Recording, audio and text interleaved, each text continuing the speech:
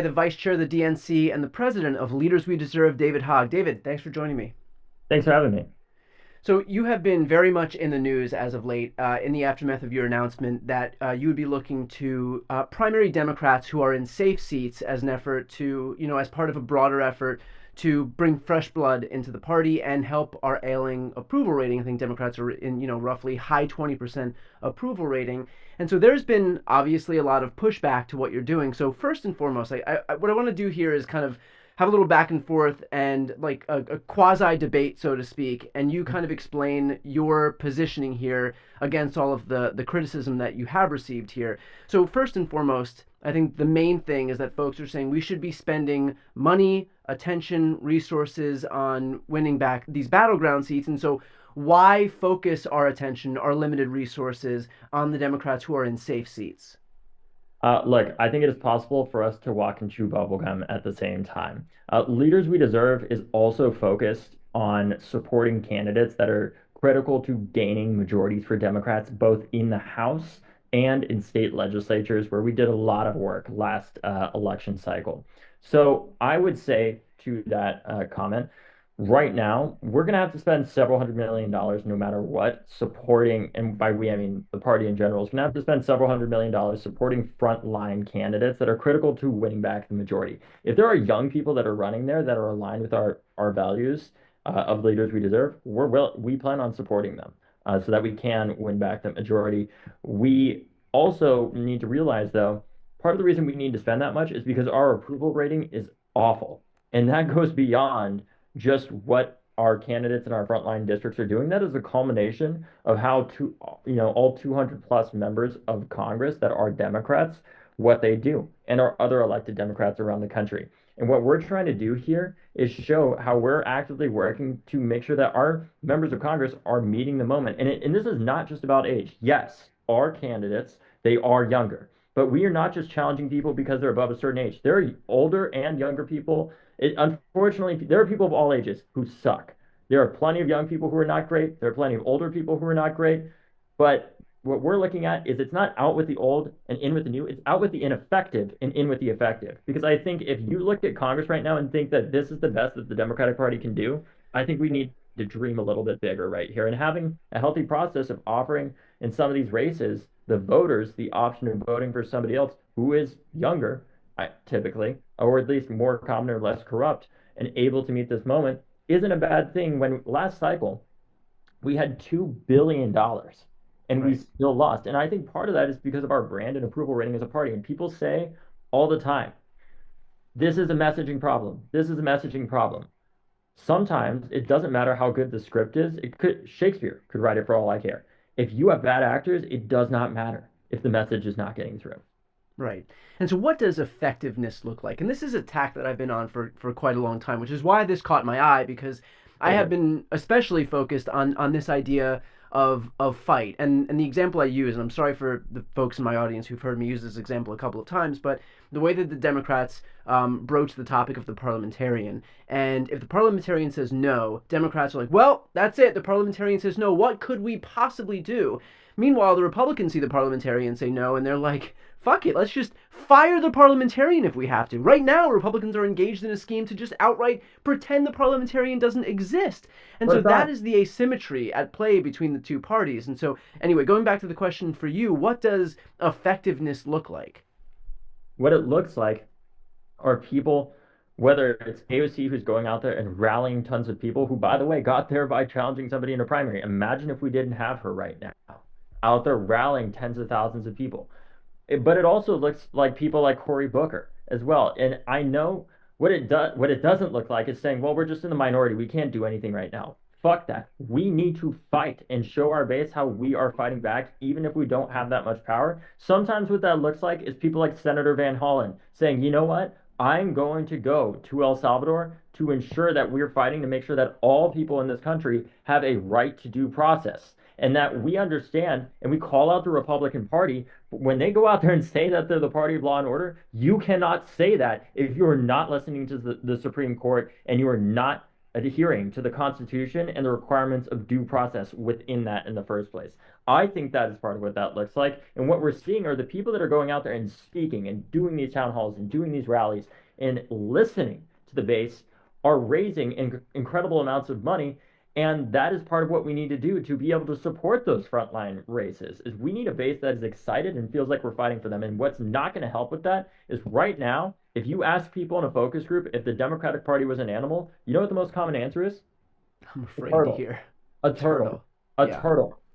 You know what it is for Republicans? A shark or a lion or some Yeah. other kind of apex predator. People want somebody who fights for them. And I think what we need to do right now is show the American people, and especially our young people, what we are doing to revive the American dream and focus on issues that affect Americans across the board, across all races, across all ages. What are we doing to actually lower the cost of healthcare so that Americans, like my family, don't have to make impossible decisions, right? Where when my father was in the final weeks of his life with Parkinson's disease last September, his cost of care, despite being a veteran Navy helicopter pilot and a medically retired FBI agent, was $19,000 a month.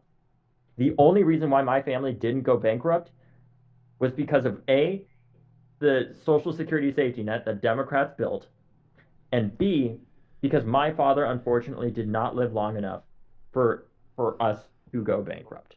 Yeah. And there are way too many people having to make those decisions in this country right now. And I think what we got to talk about too is what are we doing to keep people safe from gun violence, right? Everybody, no matter if they're a Democrat or Republican, they want to make sure that their kid comes home from school. And lastly, what are we doing to reform our campaign finance system and fight against corruption? Everybody hates corruption. Those issues, I think those are things that we can get elected on, and then we can legislate on all the things that we care about. So let's talk about money for a moment, because I know, again, going back to my first question, a lot of the concern, the consternation surrounding this was we should be spending money on candidates who are in frontline districts and not in, say, Democratic primaries. But where is the money for this particular effort going? I'm assuming it's from Leaders We Deserve, the organization Of that you're the course. president Yeah. of. And if so, are the folks who are donating to Leaders We Deserve doing so for the express purpose of primarying these what they view as weak, ineffective Democrats? So what we do at Leaders We Deserve is we have worked in primaries in previous elections as well. Those primaries were predominantly just open primaries where, there was no Democratic incumbent there in the first place. And what we're doing here early on in the cycle is telling people, yes, this is part of our process, but we also understand that we need to defeat Republicans. That is part of the reason why we are doing this is to help address our brand, not even address our brand problem. It's not even about that. It's about the fact that we're just fundamentally failing to meet the moment right now. And that is why our approvals are so low. As Donald Trump is trying to eviscerate Medicare and Medicaid, we unfortunately literally had two members of Congress that passed away that resulted in some of Yeah. those happening. That's ridiculous. I'm sorry. That is ridiculous that that happened because it's not just members of Congress that are paying the price for that. It is millions of people around Americans around the country that are paying the price of that in the first place. And right now, we need to do some serious reflection on the fact that despite the fact that Donald Trump is disappearing people, despite the fact that he has crashed our economy and he is toying with people's lives and attack and disappearing them for simply disagreeing with the administration, that our approvals are still as low as they are. Right. That is an Right. indictment of the Democratic Party, and that is not going to change until we put a real call out there to say either we need to get our act together or you need to not seek re-election because we are in a moment of crisis right now in our country that frankly far too many of our members of Congress, not all of them, but far too many of them are falling short to meet. Okay, David, to that point then, can I get your reaction to the fact that just this past week, Dick Durbin, who's been in office for decades and will be 80 years old, did announce his retirement?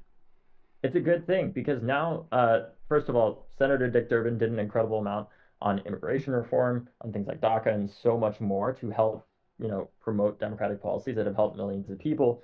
But he has the maturity to know that he shouldn't, he needs to pass on the torch and help mentor the next generation. And I have an incredible amount of respect for that. And we need more of that in our party. We should not have members that are knowing that they may very well likely pass away in office Right. and with them, they're going to lose that institutional knowledge as Yeah. well. We need to pass that torch down and train the next generation Well, ensure that. and not just institutional knowledge, by the way. We may lose their. I mean, in the case of Ruth Bader Ginsburg, just lost the seat altogether Yes. because it's kind of ingrained in democratic like our ethos that you just stay there kind of until you die, and that somehow if you've gotten that seat and you've earned that seat, that somehow you're entitled to it for the rest of your life. And frankly, that's ridiculous. Like there are incumbent members that have been there for a very long time that do a great job.